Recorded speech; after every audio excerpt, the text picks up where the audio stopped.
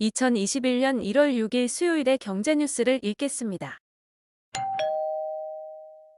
코스피 사상 첫 3천 시대 진입. 코스피가 사상 첫 3천선을 돌파했습니다. 6일 코스피는 전날보다 2.77포인트 0.09% 오른 2993.34에 개장한 뒤 곧바로 상승폭을 확대하며 3천선을 돌파했습니다. 코스피가 3천선을 넘어선 것은 2007년 7월 25일 2천을 처음 돌파한 이후 약 13년 5개월여 만입니다. 코스피는 전날까지 7거래일 연속 상승하는 랠리를 펼치는 가운데 6거래일 연속 사상 최고가를 경신했습니다. 코스피, 동학개미 견인에도 3천 안착 실패, 심리적 부담 작용. 코스피가 6일 사상 처음으로 장중 3천선을 돌파했지만 외국인과 기관이 매물을 쏟아내면서 안착에는 실패했습니다. 지수가 하락 마감하면서 최고가 랠리는 7일 만에 멈췄습니다. 개인은 코스피에서만 2조 원 넘게 순매수했지만 지수 하락을 막지 못했습니다. 전문가들은 당분간은 횡보 흐름이 이어질 수 있지만 3천선 안착 가능성은 여전하다고 전망했습니다. 소상공인 280만 명, 11일부터 버팀목 자금 받는다. 사회적 거리두기 강화로 어려움을 겪고 있는 소상공인 280만 명에게 오는 11일부터 버팀목 자금이 지급됩니다. 집합금지 업종은 300만 원, 영업 제한 업종은 200만 원을 받게 됩니다. 일반 업종의 경우 전년도보다 연매출이 낮거나 지난해 11월 30일 이전에 개업해 연매출 4억 원 이하로 환산되면 100만 원을 받을 수 있습니다. 1인당 50만 원 3차 긴급 고용안정지원금 11일에서 15일 지급. 특수형태 근로 종사자와 프리랜서를 위한 1인당 50만 원의 3차 긴급 고용안정지원금이 6일부터 신청을 시작합니다. 지원금은 오는 11일부터 지급되며 정부는 기존 수혜자에 한해 늦어도 15일에는 지급을 끝낸다는 목표입니다. 이번 공고는 신규가 아닌 기존 1에서 2차 긴급 고용안정지원금을 지원받은 특고 프리랜서를 대상으로 했습니다. 구체적인 지원 대상은 1차 고용안정지원금을 특고 프리랜서 유형으로 지원했거나 2차 지원금을 신규로 지원받았던 사람들입니다. 삼성전자 목표가 줄상향. 개인 올 매수액 70% 투입. 6일 이베스트 투자증권과 DS투자증권은 삼성전자의 목표 주가를 각각 10만 원, 10만 4천 원으로 상향하는 리포트를 발간했습니다. 앞서 지난 4일 키움증권이 증권사 가운데 처음으로 삼성전자의 목표 주가를 9만 원에서 10만 원으로 올려잡은 후 5일 하나금융투자가 11만 1,000원까지 목표가를 상향하는 리포트를 내어 눈길을 끌었습니다. 지난해 11월까지만 해도 증권가에서는 삼성전자의 목표가를 8만 원 후반 수준에서 제시해왔습니다. 하지만 불과 2달 만에 삼성전자의 목표를 10만 전자로 잡는 증권사가 4곳이나 나온 셈입니다. 블룸버그 뉴욕증권거래소 중국 3대 통신사 상장 폐지 재검토. 5일 블룸버그 로이터 통신에 따르면 뉴욕증권거래소는 중국 3대 통신사의 상장 폐지 여부를 아직 확정하지 않은 것으로 보입니다. 블룸버그는 뉴욕증권거래소의 스테이시 커닝 대표가 스티브 무누신 재무장관과 전화통화 이후 중국 3대 통신사의 상장 폐지 철회 결정을 재검토하고 있다고 전했습니다. 무누신 재무장관은 전화통화에서 뉴욕증권거래소의 상폐 철회를 반대한다는 의견을 전달한 것으로 알려졌습니다.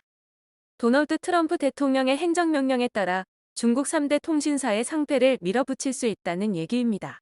로이터 역시 뉴욕증권거래소가 중국 통신사들의 상폐로 다시 선회할 수 있다고 전했습니다. 카카오, 몸값 1조 원 자회사 7개로 늘었다. 인공지능 기반 기업 서비스 회사인 카카오 엔터프라이즈가 설립 1년 만에 1조 원이 넘는 기업 가치를 인정받았습니다. 1,000억 원을 투자하기로 한 산업은행의 평가입니다. 카카오는 이로써 기업 가치 1조 원이 넘는 자회사가 7개로 늘었습니다.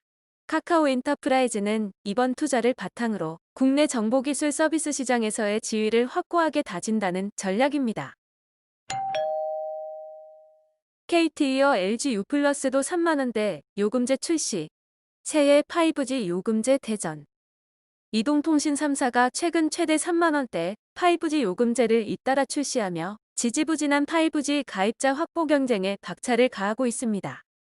6일 이동통신업계에 따르면 LG U+는 전일 5G 신규 요금제 2종을 출시한다고 발표했습니다.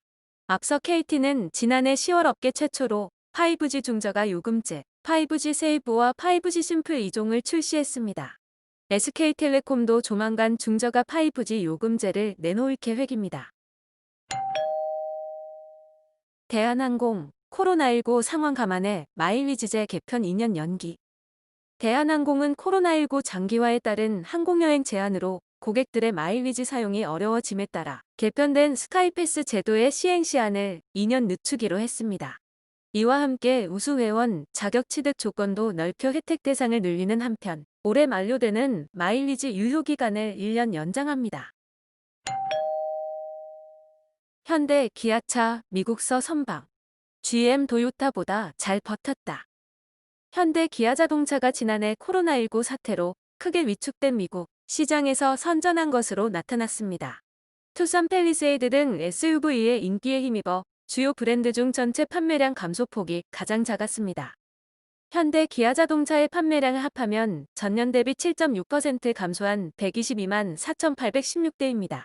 GM, 도요타 등 주요 경쟁사들이 일제히 두 자릿수 감소율을 기록한 것을 감안하면 선방했다는 평가가 나오고 있습니다. 오토모티브 뉴스에 따르면 GM과 도요타는 연간 판매량이 각각 11.9%, 11.3% 줄었습니다. 올해 디스플레이 시장. 올레드 패널 활용도 대폭 확대 기대. 올해 디스플레이 시장에서 중소형 올레드 패널이 불티가 날 전망입니다. 애플이 아이패드에 올레드 패널을 탑재하고 삼성 디스플레이는 노트북용 올레드 패널 제품군을 확대하는 등 중소형 올레드 패널 활용도가 점차 늘어나고 있습니다. 이미 스마트폰 시장에서는 올 4분기 올레드 비중이 70%에 육박합니다. 업계 관계자는 향후 중소형 패널 제품군에서 올레드 탑재가 늘어나는 것은 당연한 수순이라고 말하고 있습니다. 6일 시장조사기관 옴디아의 최신 보고서에 따르면 올 1분기 삼성 디스플레이의 스마트폰용 올레드 매출이 51억 8천만 달러로 1분기 사상 처음으로 50억 달러를 넘어설 것으로 전망했습니다. 작년 1분기 39억 7,500만 달러와 비교하면 30%가량 증가한 수치입니다. 냉장고 꽉 채운 밀키트. 올해 더 진화한다. 지난해 식품업계에서 코로나19 확산 속에서 가장 크게 성장한 시장 중 하나가 밀키트입니다. 배달음식은 실증나고 요리는 번거로운 소비자들에겐 간단한 조리로 집밥 기분을 낼 수 있는 밀키트가 안성맞춤이기 때문입니다. 6일 관련 업계에 따르면 지난해 밀키트 시장 규모는 2천억 원으로 추산됩니다. 한국농촌경제연구원은 2019년 1,000억 원 규모이던 밀키트 시장이 오는 2024년 7천억 원까지 성장할 것으로 전망하고 있습니다. 스타필드 롯데물도 월 2회 쉬어라. 새해부터 규제 폭주. 더불어민주당이 오는 2월 임시국회에서 스타필드, 롯데물 등 복합 쇼핑몰에도 월 2회 영업제한 규제를 적용하는 내용의 유통산업발전법 개정안을 처리하기로 했습니다. 8일 열리는 국회 본회의에서 중대재해기업처벌법을 처리하는 데 이어 유통업계 영업규제까지 강화하기로 하면서 연초부터 경제계의 여당발 규제 한파가 매섭게 몰아치고 있습니다. 하나은행 영업점 직원 30억 원 횡령. 내부 조사 중. 6일 금융권에 따르면 하나은행은 부산 지역 지점에서 여신 담당자로 근무하는 대리급 직원 A씨가 부당 대출을 통해 30억 원 가량을 횡령한 혐의를 자체 감사에서 적발해 내부 조사를 진행 중입니다. 하나은행은 횡령 과정에서 소비자 피해는 없는 것으로 파악하고 있습니다. 횡령 혐의가 있는 금액 대부분도 회수 가능할 것으로 판단하고 있습니다. 10개월 만에 50달러 바짝 다가선 국제유가. 정유주기 편다. 지난해 코로나19 사태의 직격탄을 맞고 한동안 그로기 상태에 빠졌던 정유주들이 새해 들어 달라졌습니다. 국제유가가 약 10개월 만에 배럴당 50달러에 육박하는 수준으로 튀어오르자 국내 정유주들의 주가가 일제히 강세를 보인 것입니다. 전문가들 사이에서는 올해 글로벌 경기가 코로나19 충격에서 점차 벗어나면서 정유주들의 실적도 대체로 좋아질 것으로 예상하는 분위기가 짙습니다. 다만 업계가 완전한 정상화에 이르기까지 적지 않은 시간이 걸릴 수 있고 국제유가의 하락 가능성을 배제하지 못해 긴 호흡을 두고 지켜볼 필요가 있다는 진단도 많습니다. 재건축 막히니 대형 건설사 리모델링 시장 격전 예고. 재건축 규제 강화로 일감이 줄어들자 대형 건설사들이 리모델링 시장으로 눈을 돌리고 있습니다. 시공사 선정을 앞둔 서울과 수도권 주요 리모델링 추진 단지에서 수주 경쟁이 한층 치열해질 전망입니다. 그동안 포스코건설과 쌍용건설이 주도했던 리모델링 시장 판도에 어떤 변화가 나타날지 기추가 주목됩니다. 오늘의 경제신문 읽기 끝. 댓글과 좋아요 부탁드려요.